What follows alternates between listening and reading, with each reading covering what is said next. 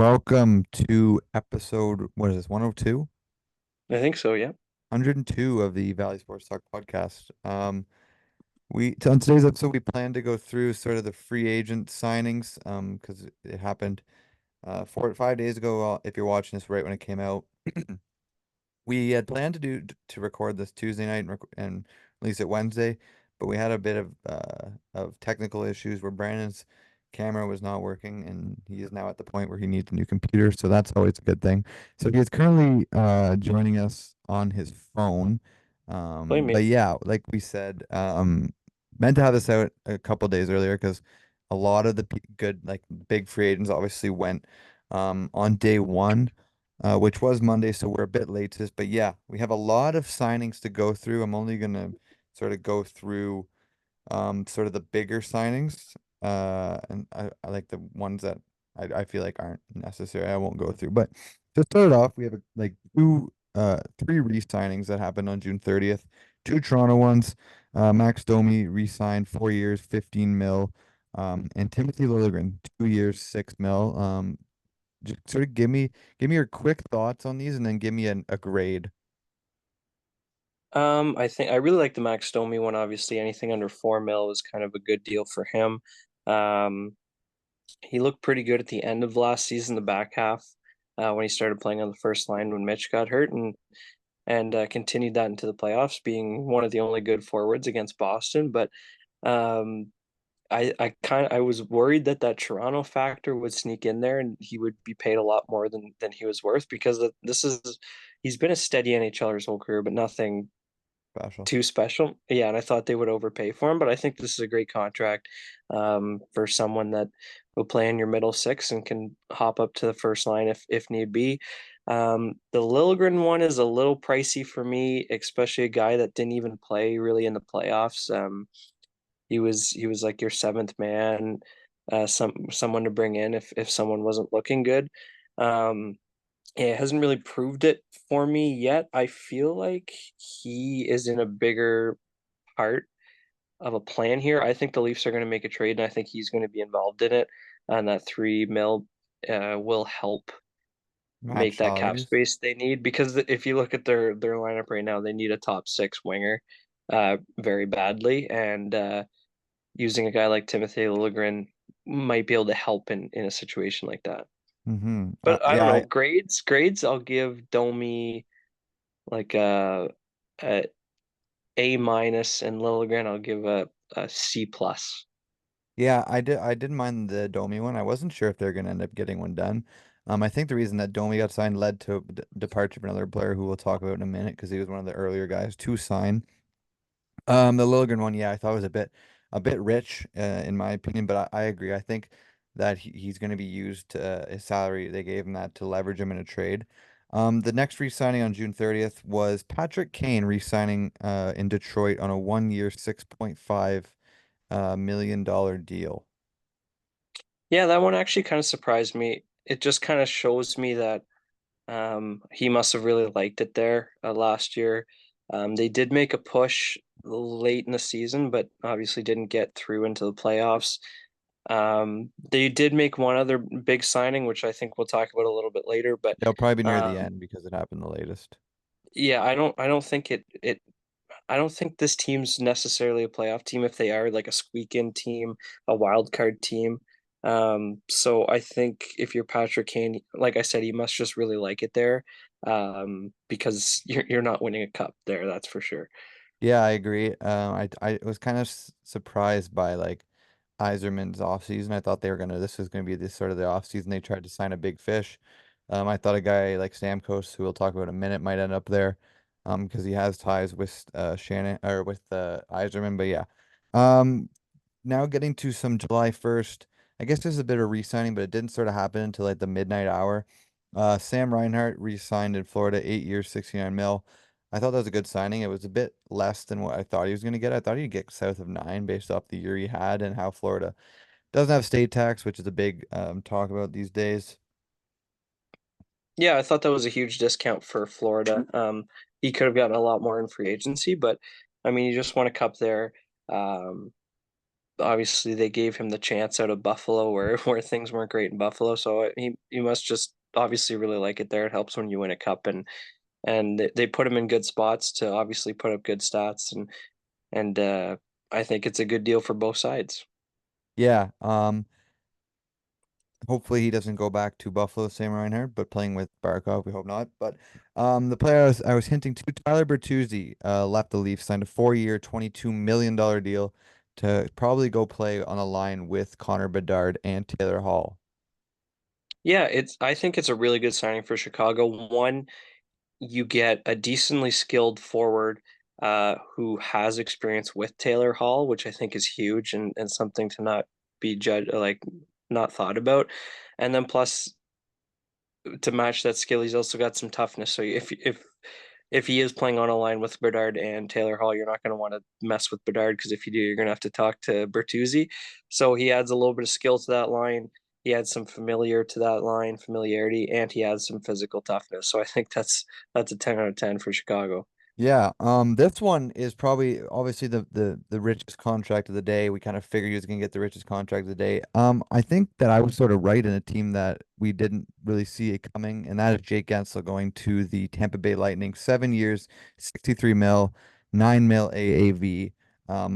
I thought I know I mentioned that he might go back to Carolina, Vancouver, and I said that a team that we never thought would sort of come to sign him would be the Tampa Bay Lightning, which eventually led to the departure of their captain. But yeah, I don't know about you. I didn't have an issue with this deal. I actually thought it was very good for Gensel and both Tampa. Yeah, I think it's a great deal. I think Tampa was kind of confusing this free agency, letting go of some key pieces, but bringing in some key pieces at the same time. Um, it kind of looks like they went for uh, they tried to stay competitive while getting younger, basically trading out Stamkos for Gensel, and then getting some good D and JJ Mostert and who was it, Connor Geeky or Morgan Geeky? Connor Geeky. They also got Connor Geeky in that Sergachev trade, which was kind of surprising to me. But yeah, they'll still be competitive in my opinion. Um, Maybe not to the levels they were the last couple years, but they definitely got younger. And I do like the Gensel trade. I think he'll fit really good there, especially with Point and Kucherov. I think Yeah. that if they can make that a line, that'll be electric. Um, yeah, I don't mind the signing. I don't like how they treated Stamkos, but that's besides the point, I guess. Yeah, we have Connor Brown going back to the Oilers, 1 year, 1 mil. And then Chris Tanev going to the Leafs, 6 years, 27 mil. I'll sort of say I do not like this term. For a 35-year-old player, playing him till he's 41. I think in like 2 years, this contract might look bad. I don't know how it's gonna work with like the LTIR and stuff like that, but I guess yeah. I love the term to be honest because it brings the AAV down, which the Leafs desperately need. Um, and personally, like I know there's a lot of cap cheating that's going on, but the Leafs will find a way to make that not a bad contract. If he's whether it's retiring or if he can't play anymore, LTIR, like as long as he's playing, he's going to be worth the money. He's one of the best defensive defensemen. He will definitely be the best defenseman partner Morgan Riley's ever played with in his career. So yeah, I feel like as long as he's playing, it'll be a good contract. And if he ever gets to a point where he can't, then they'll find a way to not have that salary on the books. Yeah. Next contracts. Stanley Cup champion Brandon Montour signs a 7-year, $50 million deal with Seattle. Yeah, I don't know what you think of it. I don't really Seattle's weird to me because they obviously got two big fish in free agency. Um, but I don't know. I see that they're trying to be competitive, but I don't see the direction. I still don't think they're a playoff team. Obviously, Brandon Montour is a good offensive defenseman. Um, can play defense too. Obviously, he's I guess two-way defender. But and then who was it? Chandler Stevenson, Yeah. I'm not who's a fan kind of of a that. I'm not a yeah, fan he's of kind that of a pass contract. first forward, eh? And they need goal scoring bad. So Yeah, he that got kind of paid like confused. 6.75 mil as like a 32-year-old for 6 years. I'm not a big fan of that one. Thought it was a way big overpay. But yeah, Seattle seems like they're just sort of not that they're panicking, but they felt like they had a lot of cap space and they almost panicked. Like I don't want to Mhm. say they're panicking, but I feel like they almost panicked and were like, hey, missed the playoffs. We want to get back into the playoffs. You know, this guy's about the only impact player left. Let's overpay for him. With the cap going up, it doesn't look as bad, but I still think paying Chandler Stevenson that much money is a bit of a rich contract. But the Montour one, I didn't really have I had less of an issue, sorry, with that one. Because I do think he's a good defenseman. I know he's 30, so whenever that sort of contract's in his last 2 years, it might not be as good. But like I said, the cap will be up by then. Yeah, my only problem with it is, do you think Seattle's a playoff team now? I don't think they're I could see them scooting in there, maybe as a wild card team, but like even if they get in, they don't really scare me in the playoffs. Goaltending's a big question mark there. And I still think center's a question mark. Like Matty Beniers had a sophomore slump, but now your two center is Stevenson. He played three center a lot for Vegas these past couple of years. So they still have a couple holes that I would like to see filled. Hopefully we see maybe a jump from Shane Wright. But who knows? I don't see them really as I see them as like a bubble team, kind of similar to like a Pittsburgh right now. Like See, they're good, but they're not great. that's my point. That's a bubble team's kind of the worst spot to be in hockey, you Terrible know? spot. And they just kind of, like you said, they had money and I feel like they felt like they had to spend it just to be like a team that just misses out, and so you don't get playoffs and you don't get a good draft pick as well. It's kind of the worst of both worlds, but Yeah. we'll see how it turns out. Yeah. More re-signings. Dmitry Kulikov went back to Florida. Matt Duchene back to Dallas on the same deal. Another one that sort of surprised me, with the salary at least. Tyler Toffoli's 4-year deal to San Jose at 6 mil per year. I feel like that's sort of just hey, we got to hit the cap floor. We're gonna give this guy who's a decent player a lot of money. Yeah, exactly. Just meet the cap four. Um, can put the puck in the net, which San Jose did not do last year, and will be a good veteran mind for Celebrini. Yeah, another big one. Former Golden Knight Jonathan Marchessault went to Nashville, 5 years, 27.5 mil.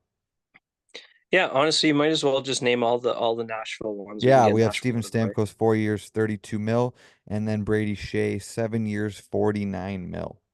Yeah, Nashville splashed, and um, what we were talking about for Nashville a couple podcasts ago is they need goal scoring, and they just got Marchessault and They Stamkos, who got can add a lot of that. the two probably best goal scorers on the market. Exactly, and Brady Shea Maybe was not. I don't know. I'm not high on the 7x7, but at the same time, I don't hate it. I don't like it, but I don't hate it. I'm like neutral on it. Yeah, well, the problem is in free agency, you're never gonna you're never going to end up with a player that you don't overpay for in free agency. That's just kind of how it works. And they got one of the best defensemen in free agency available. So they picked up one of the best defensemen available and two really good uh, goal scorers. So they kind of addressed every need. Um, they also have like they I think they got more moves to make because they signed Saro. So it looks like I maybe heard Star Askarov off, will be on yeah. the move. And Nashville has Especially because they their also own. signed Wedgwood. Yeah, that's what I mean. So it looks like Askarov will be gone because Wedgwood's a good goalie. He's a good backup. Good backup, yeah. Um, so I mean, they have Askarov. They have their first round pick this year. They also have Tampa's first round pick, I believe, from the McDonough trade. I believe so. Um, so they have two first round draft picks plus an all star prospect goalie. So I think you could see some more moves from Nashville, and they're going to be a scary team come Yeah, next hats year. off to Barry Trotz.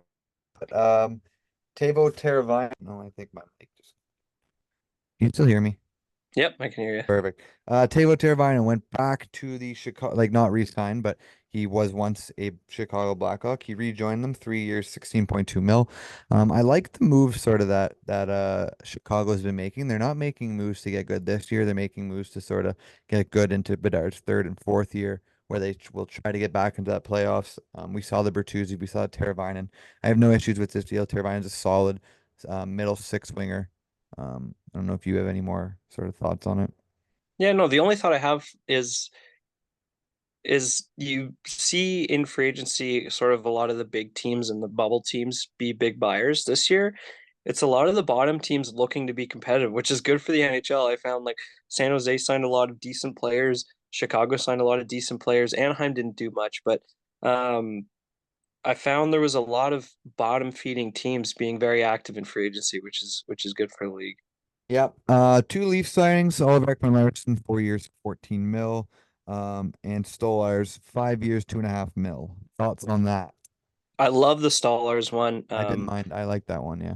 Yeah, you're paying your goalies like just over 3 mils combined, which is a great great problem to have. Hopefully they both stay healthy and you can kind of go a 40-40 split. Hopefully Wall can take that jump. Um, if not, maybe Stolars can prove that he's more than just a 20 game, 30 7. game backup. So 27 we'll games this see. year. Yeah, we'll see what happens. Obviously he's backed up some good goalies in his career and has put up good numbers every year. So I like that. And it's just kind of a security blanket for Wall, which I like. And then Oliver Ekman Larson, I think he's a really good puck moving defenseman, which the Leafs really need.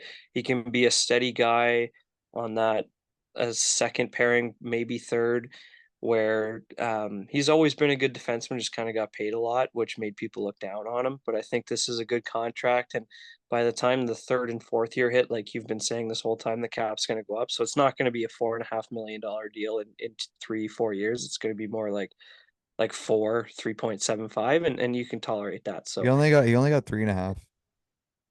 he only got three. I thought it was 4.5. No, it's 3.5 AAV. Okay, well, it's gonna look like 3 mil in 3 years, so it's Yeah, perfect. I thought he was very good in the playoffs for the Stanley event. He took over that sort of power play from the Montour. Matt Waugh or Roy, I don't know if it's Waugh or Roy, but anyways, to Washington, 6 years, 34.5 mil. Sort of a defensive first guy.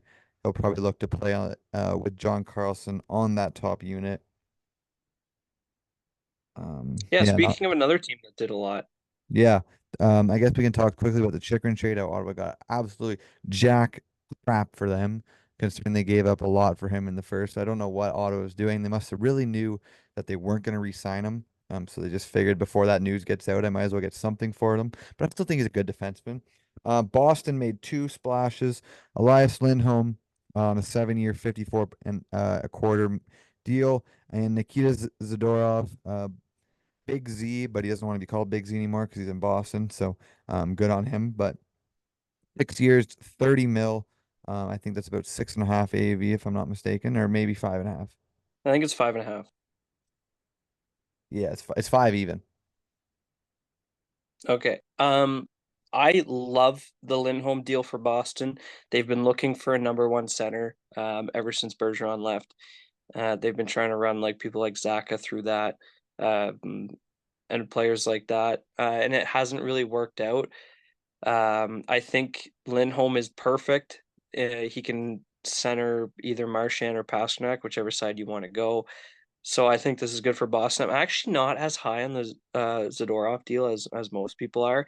I think he played really well in the playoffs. I think he's been in the league for a long time, and that's kind of the first. He's always played like this, but that's the first time he's had that sort of recognition. You know what I mean? So I feel like the playoffs really jacked his price up. I think he's a good third pairing defenseman, but do you really want to pay a third or a second pairing defenseman 5 mil a year? That might be a little pricey for me. Yeah, I didn't have much of an issue based off the fact that I do think that you're sort of getting what you pay for as he's a big body, he's a defensive defenseman, but he does have that sort of times at one maybe once so a game where you're like, what the heck is he doing? And he'll take a penalty every now and then. But I don't really have an issue with that signing considering I think he'll play the second pairing with a guy like Hampus Lindholm, who they'll be sort of a shutdown pair. You play those guys against your top line, and they shouldn't get much going. Ottawa signed David Perron, 2 years, 8 mil. I actually really like this deal. I think David Perron's a great sort of value pickup. I know he is a bit older, but he's a great power play player. And Ottawa didn't have to pay that much for him. Victor Arvidsson, 2 years, 8 mil, got the same sort of contract as Perron, but at the time in Edmonton. It'll be interesting to see if he can stay healthy. But you would assume that he slots in on the second line with Draisaitl. Love that signing for Edmonton. Yeah. Sean Monahan, 5 years, 27.5 mil from Columbus. I wasn't really shocked by that, but maybe more the team. I thought Sean Monahan might have wanted to go to a team that he wanted to compete. But I think it's a decent signing if Monahan can stay healthy and it reunites him with his former Calgary teammate in Johnny Gaudreau. Jake DeBrusk went to Vancouver for 7 years, $38.5 million. Big splash by the Canucks after they lost Lindholm. Yeah, it's a good. I feel like it's a good contract for both teams. Obviously, for Vancouver, you kind of just replace Lindholm. I know they don't play the same position, but um, the contract's a little bit cheaper, which is nice. I don't hate the contract, and I think for Jake DeBrusk, he's been asking to leave Boston for a couple years now. I think he needs a fresh start. Um, he looked good in Boston, don't get me wrong, but I feel like it was 2 years ago he asked for a trade and he finally got to get out of there. He's going to have a big role on a team that made a lot of moves in free agency, and I think they're going to be a super competitive team for the next couple years. So um, he gets to stay in a competitive team and just move scenarios, which I think is win win for him. Yeah, solid move in my opinion. I really wanted the Penguins to sign him. I kind of knew it wasn't going to happen, but he was like one of those players that I was like, oh, I really want Pittsburgh to sign him. Brett Pesce, 6 years, 33 mil to New Jersey. I really like that signing. He's a defensive first guy, so I think putting him with a guy like Luke Hughes will be good for Luke Hughes' development. Jonathan Duran back to Colorado, 1 year, 2.5 mil. I thought that was a great signing. He worked really good beside McKinnon last year, sort of revived his career. Cam Talbot went to Detroit for 2 years, 5 mil. Good signing. I thought he had a good year with LA. I don't think he's really a goalie that puts you over the hump. I think he's a good sort of tandem goalie. Yeah, I feel like Detroit's got a goalie trade to make now because they got Lyon, they got Talbot, they got Ville Husso, right? So, And they also signed Jack Campbell. So you got four goalies. You got to assume they trade one of them because Husso, Lyon, and Talbot are all NHL goalies. So mhm. I feel like one of them's on the move. Pittsburgh signed Matt Grzelcyk, 1 year, 2.75. He should slot in on the second pair, sort of. Maybe looking if Pittsburgh's out of it at the deadline, swing him for a mid-round pick. Jason Zucker, 1 year, 5 mil in Buffalo. I think it's sort of the same this exact same deal he signed this last season, but it was with Arizona at the time, who's now Utah. And another thing, kind of like the Grizzlies signing, where if Buffalo's out by the trade deadline, they can trade him to a contender, like what happened this year. Um, Matt Murray re-signs in Toronto. I think he's sort of your Martin Jones type of goalie. Ryan Lomberg, Stanley Cup champion, 2 years, 4 mil in Calgary.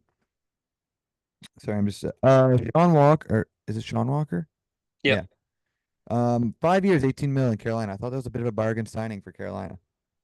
Yeah, it's really good after losing your top two defensemen to replace them with Sean Walker's on that deal was great for them. They're obviously still looking for more defensemen as I don't even think they have six NHL defensemen, and one of them, like what you and me were talking about earlier, is 40-year-old Brent Burns. So they Mhm. still will be looking for more defensemen, but that's a good one to start to fill those two. Yeah, Anthony Duclair, 4 years, 14 mil, not 14 years. Um, I thought it was a decent signing. I don't know about you. I had no Yeah, issues I with it. really, it's a team that really need goal scoring, and they got a goal scorer, so it's a Yep. perfect fit for me. Hopefully, it helps the Islanders put some more pucks in the net. The after the Dallas Stars lost both Ryan Suter and Chris Tanev, they tried to re replace them with Matt Dumba and Ilya Lyubushkin. Matt Dumba coming in 2 years, 7.5, and Ilya Lyubushkin 2 years, 6.5.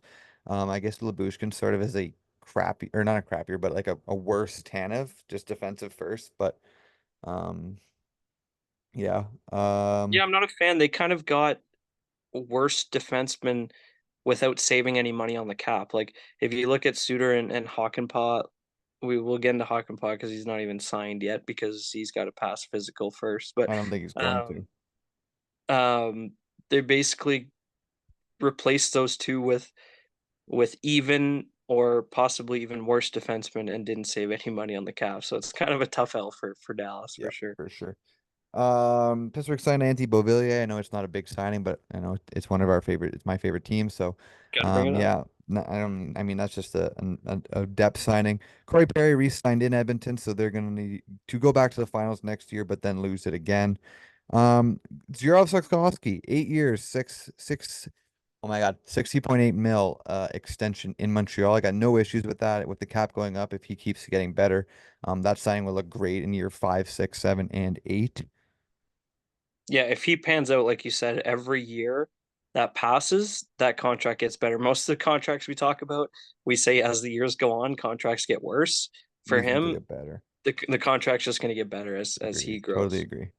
Um, Alexander Wenberg gets paid, goes 2 years, 10 mil with San Jose. Like we said, San Jose just sort of surrounding their players with veteran players. Doesn't matter how much money they get. This could be used as a tradable contract in year two. Um, trying to find some more of the bigger ones. Pittsburgh signed Blake Lizotte, 2 years, 3.7. That was probably my favorite signing of the day, 26-year-old. He can play fourth line, great penalty killer. Jeff Skinner, 1 year, 3 mil in Edmonton. Um, I like that contract a lot for Edmonton. Give him a goal scorer. And it looks like he will most likely get his first taste of playoff hockey. Yeah, we've been talking about how Edmonton needs depth, especially in the winger position, because they got Draisaitl, McDavid, and Nuge down the middle, Mhm. and in free agency they got Skinner and Arvidsson to add Yeah, I to guess we that can throw winger. Henrique in there, re-signed after I thought he was a rental, but he got 2 years, 6 mil, Yeah, another they brought third back center. that line that looked really good in the playoffs. They brought back that Janmark Henrique Brown line, which looked really good in the playoffs. So that's a huge add for them for Yeah. sure. Shane Goss is there, 3 years, 9.6 mil. He looked good in Detroit last year, sort of revived his career. Ilya Samsonov and TJ Brody, two former Leafs. Samsonov to the Vegas Golden Knights, 1 year, 1.8. He'll look to back up Aiden Hill. TJ Brody, 2 years, 7.5. I think it's just sort of a veteran D signing because they have a lot of young defensemen over there in Chicago. Um, where are we going here? We're getting in sort of the uh, later ones as we go. Victor Olofsson, 1 year, 1.075 mil in Vegas as Brandon's mess is frozen. Are you I'm back? back. You froze for a bit. Think so. Pavel Yeah. Buchnevich signed a 6 year, $48 million extension with the Blues. Um, I thought he was a great player. P.O. Joseph and Matthew Joseph both also end up on the St. Louis Blues, brothers playing together for the first time ever, which I thought was really cool, even though, I would have liked sort of Pittsburgh to re-sign P.O. It just sort of didn't work out there. But yeah, that'll be cool. After Ottawa Hmm. we thought Ottawa might trade him, but Shane Pinto ended up re-signing in Ottawa, 2 years, 7.5 mil. Um, Anton Lundell Yeah, it's not a re-signed in bad deal. Florida. Yeah, I had no issues with that. Nate Schmidt, 1 year, 800K, and then probably the last one we'll sort of talk about. Um, Vladimir Tarasenko, 2 years, 9.5 mil from the Detroit Red Wings. As we Yeah, I have think that's a 3 minutes good left. sign for Detroit.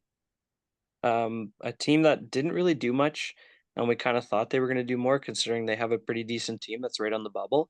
Got a late ad, which is huge. Um, Obviously, it kind of looked like their only business was signing goalies and Patrick Kane. So to add Vladimir Tarasenko to that's nice. I really like the contract. Anything under 5 mil is pretty good for a guy who can definitely still put the puck in the back of the net. He just brings championship experience, and I mean, championship experience 2 times over. So I think it's a good trade, or not a good Yeah, trade, good signing. yeah, for sure. So as we sort of wind down this episode, give me your biggest winner and your biggest loser of free agency. Obviously, like an easy answer is Nashville, who signed a bunch of big dogs, and is a team that was a bubble team that's, I think, a lock for the playoffs next year. Um, but to go a little bit off the board, I don't know. You tell me yours while I think of an off the Biggest board bet. loser? My biggest loser is easily the Anaheim Oh, I was Ducks. going biggest winner, Oh, Nashville. winner. Winner, Yeah. I like obviously I think it's easy you put Nashville in there. I like a team like Chicago or like I like their off season. Like I know they're not going to be competing next year, but just getting competitive. Um, I didn't mind Vancouver's off season, even though they did lose two big pieces. But yeah, I would sort of throw them and then loser. I'm pretty easily going with the Anaheim Ducks. They didn't really do much, and they're still under the cap floor. Um, I would have liked sort of them to maybe do like a move like Chicago or San Jose did. Yeah, I'm gonna maybe hurt your feelings a little bit. I really don't like Pittsburgh's free agency. I have quite a Um, few. yeah, I know. I feel like it's not the fact that they didn't do anything because I know you and I were talking about is Dubas even awake right now as if he's taking a nap, but he did sign some decent players throughout the latter half of July 1st and into July 2nd. Um, but nothing crazy. And for a team that was on the bubble, you got Sidney Crosby, you got Malkin, you got Letang, you got um, Carlson, who are looking for another cup, or not even another cup, just another chance, another playoff run. That matched with the fact that a lot of Metro teams made a lot of moves. Like you still got New York; they didn't really do anything, but they're still there. Carolina got worse, definitely, but they're still there. The Islanders picked up Duclair to help their